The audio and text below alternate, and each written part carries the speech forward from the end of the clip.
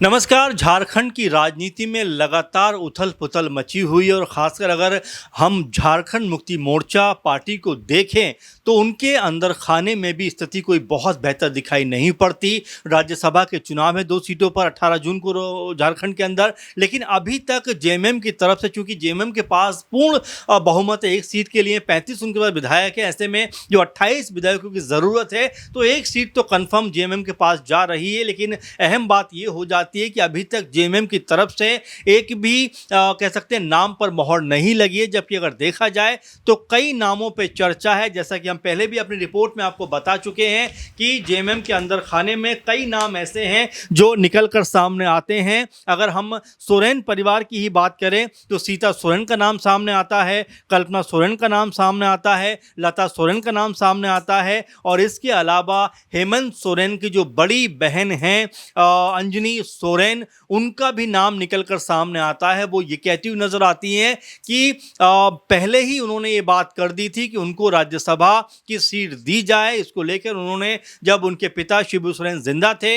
उनसे भी ये बात कही थी और अब उन्होंने हेमंत सोरेन को भी काफ़ी समय पहले इस बात से अवगत करा दिया था कि उनको राज्यसभा जाना है। उनके पक्ष के लिए ऐसा भी देखा गया है कि मयूरभंज और तमाम आसपास के इलाकों से बहुत सारे लोग झारखंड की राजनीति में एंटर होते हुए दिखाई पड़े, रांची पहुंचते हैं और हेमंत सोरेन से मुलाकात करते हैं और कहते हैं कि अंजनी सोरेन को ही राज्यसभा का टिकट दिया जाए। अब इस कहानी में एक और बड़ा ट्विस्ट आता हुआ दिखाई पड़ रहा है, क्योंकि अभी तक इस बात को लेकर कोई बहुत ज़्यादा हो हल्ला नहीं था कि अंजनी सोरेन या कल्पना सोरेन या सीता सोरेन के अलावा कोई और जो है नाम निकलकर सामने आएगा। लेकिन अब एक और नाम निकलकर यहाँ पर जो है सामने आ गया। ये नाम जो है हेमंत सोरेन की भतीजी जयश्री सोरेन का है। उन्होंने भी राज्यसभा के लिए अपना दावा ठोका है और यहाँ पर अपने जो चाचा हैं उनको लेकर इस बात से अवगत करा दिया है कि वो भी राज्यसभा जाना चाहती हैं। तो अब ऐसे में सोरेन परिवार के अंदर से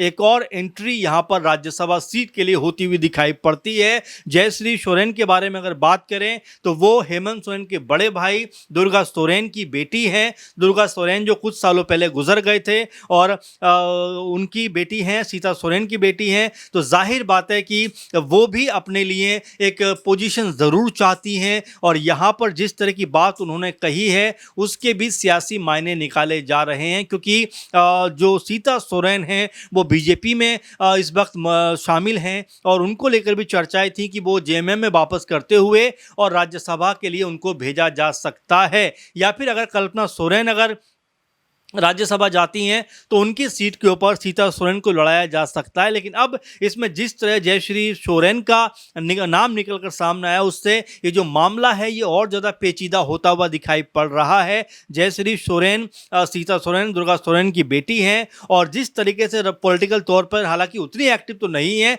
लेकिन लोगों के बीच में वो रहती रही हैं। दुर्गा सोरेन संगठन के ज़रिए वो लगातार लोगों के बीच में अपनी पकड़ को मजबूत बनाए हुए थी और इसको लेकर विरोध भी हुआ था कि क्यों आखिर जेएमएम के रहते हुए दुर्गा सोरेन सेना नाम के संगठन को बनाया गया है। इस बात को लेकर तमाम तरह की चर्चाएं हुई थी। लेकिन फिलहाल अगर देखा जाए तो यहाँ पर जो भतीजी हैं हेमंत सोरेन की जयश्री सोरेन, उनका नाम जब से सामने आया उसके बाद से जो गुत्थी है झारखंड राज्यसभा चुनाव की, वो यहाँ पर उलझती हुई दिखाई पड़ रही है। पहले तो ये माना जा रहा था कि भाई एक सीट है और एक सीट के ऊपर जेएमएम जो है मजबूत अपना दावा इसलिए पेश कर सकती है कि उनके पास 35 विधायक और 28 सीटें 28 विधायक चाहिए जो इस चुनाव को जीतने के लिए। तो ऐसे में एक सीट तो बड़े आराम से जेएमएम खाते में जा रही है। वहीं दूसरी सीट की बात करें तो वो भी महागठबंधन को मिल सकती है, क्योंकि आंकड़ा जो है वो दोनों सीटों को मिला दिया जाए तो 56 के आसपास का बनता है। और यहाँ पर अगर हम जो आंकड़ों को देखें तो लगभग जो स्थिति है वो यहाँ पर बनती हुई दिखाई पड़ती है, क्योंकि 35 जेएमएम के हैं, इसके अलावा 16 कांग्रेस पार्टी के भी जो यहाँ पर कह सकते हैं कि विधायक हैं। और वहीं अगर हम आरजेडी की बात करें तो 4 उनके पास भी हैं। इसके अलावा भाकपा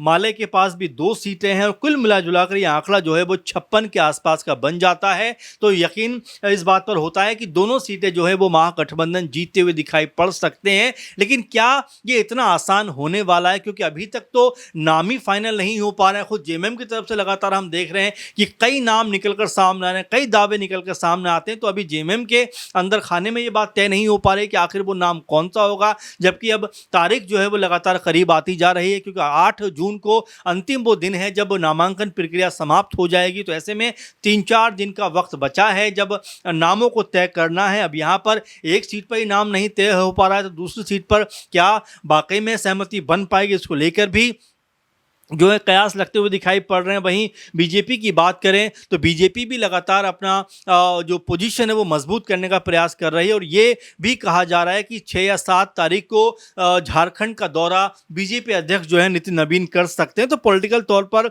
यहाँ बीजेपी भी अपनी संभावनाएं तलाशने में पीछे नहीं है, क्योंकि बीजेपी के पास भी आप देखेंगे तो मिला जुला कर 24 एमएलए हैं और जिस तरह से हम एलजेपीआर का एक विधायक देखते हैं, यहाँ पर जो जेडीयू का एक विधायक देखते हैं, आसू का एक विधायक देखते हैं और 21 जो है वो बीजेपी के पास है। तो मिला जुलाकर 24 जो संख्या है विधायकों की वो बीजेपी के पास भी। ऐसे में 3-4 के आसपास उनको विधायक चाहिए जब वो अपना राज्यसभा यहाँ से जो प्रत्याशी उसको जिता सकते हैं। तो ये बीजेपी का लगातार प्रयास है, किसी तरह से 4-5 विधायक अगर उनके पाले में आ जाते हैं तो एक सीट जो है वो बीजेपी को भी मिल सकती है। तो ऐसे में क्रॉस वोटिंग का खतरा लगातार बना हुआ है। ये भी कहा जाता है कि हो सकता है सत्ताधारी पार्टी के कई विधायक यहाँ पर जो है बागी रुख अपनाते हुए दिखाई पड़े, क्योंकि कांग्रेस पार्टी को लेकर ये कहा जाता है कि उनके भी कई विधायक ऐसे हैं जो समय समय पर अपना अलग रुख दिखाते हुए दिखाई पड़े। बिहार हमने देखा, हमने जो है बाकी राज्यों में, हरियाणा में हमने देखा, उड़ीसा में हमने देखा, जहाँ पर कांग्रेस विधायक जो थे वो अपना समर्थन दूसरे दल के नेता को करते हुए दिखाई पड़े थे। तो कुछ ऐसा ही क्या झारखंड में भी हो सकता है? इसको लेकर संभावनाएं बनी हुई हैं और लगातार संभावना जताई भी जा रही हैं। लेकिन अब भी बड़ा सवाल ये बन जाता है कि चलिए एक सीट को लेकर अगर बात करें तो आखिर जेएमएम की तरफ से वो एक नाम फाइनल क्यों नहीं हो पा रहा है, और क्या जयश्री सोरेन के आने के बाद ये जो मामला है ये और ज़्यादा कह सकते हैं पेचीदा नहीं हो रहा है, क्या और ज़्यादा मुश्किल नहीं हो रहा है? क्योंकि अभी एक दिन पहले ही अंजनी सोरेन के हक में तमाम उड़ीसा से लोग जो है झारखंड पहुँच जाते हैं। रांची में वो मुख्यमंत्री हेमंत सोरेन से मिलते हैं और इस तरह की बात को या मांग को रखते हुए दिखाई पड़ते हैं कि अंजनी सोरेन को ही एक तरीके से प्रत्याशी बनाया जाना चाहिए, क्योंकि उन्होंने झारखंड के अलावा उड़ीसा में जेएमएम पार्टी को मजबूत करने का काम किया है, जेएमएम को ताकतवर बनाने का काम किया है। ऐसे में कई तरह के सवाल यहां पर उठते हुए दिखाई पड़ते हैं कि आखिर वो चेहरा कौन सा होगा जिस चेहरे पर अंतिम मोहर यहां पर लगती हुई दिखाई पड़ेगी। और यह भी कहा जा रहा है कि जयश्री सोरेन का नाम सामने आना, क्या ये सीता सोरेन का तो पूरा खेल नहीं है जो फिलहाल बीजेपी में है, और यहाँ पर जयश्री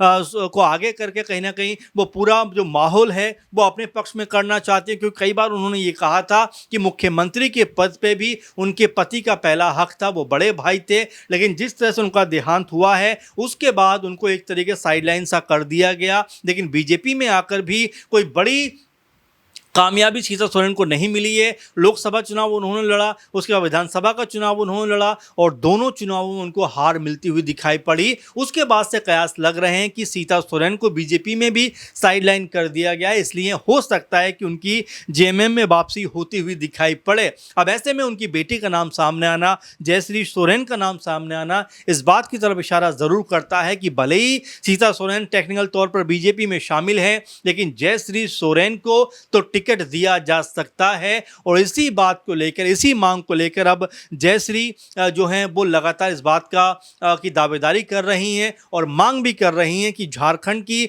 जो राज्यसभा सीट है, एक जो जेएमएम के हिस्से में आ रही है पूर्ण रूप से, उसका टिकट उनको दिया जाए। वैसे में जो हेमंत सोरेन है मुश्किल दौर से गुजरते हुए भी नजर आ सकते हैं, क्योंकि परिवार का मामला है और परिवार में ही 4 से 5 नाम ऐसे निकलकर सामने आ गए हैं हैं जो अपने अपने लेवल पर टिकट की दावेदारी करते हुए दिखाई पड़ते हैं। तो ऐसे में अब आपका क्या मानना है कि हेमंत सोरेन का फैसला क्या होने वाला है? क्या अपनी पत्नी कल्पना सोरेन को वो टिकट देंगे, अपनी बहन अंजनी सोरेन को टिकट देंगे, अपनी भतीजी जो है जयश्री सोरेन को टिकट देंगे, या अपने भाई की जो पत्नी है लता सोरेन उनको यहाँ पर टिकट देते हुए नजर आएंगे? तो धर्म संकट में कहीं ना कहीं इस समय हेमंत सोरेन पूरी तरीके से उलझे हुए हैं। अब आपको क्या लगता है किसको यहाँ पर टिकट मिलता हुआ दिखाई पड़ेगा, और क्या आपस में कोई बड़ी बगावत तो यहाँ पर जेएमएम के अंदर नहीं होने वाली है? इसको लेकर आपका क्या सोचना है, कमेंट जरूर करिए। फिलहाल के प्रोग्राम में इतना ही। आप लगातार बने रहें।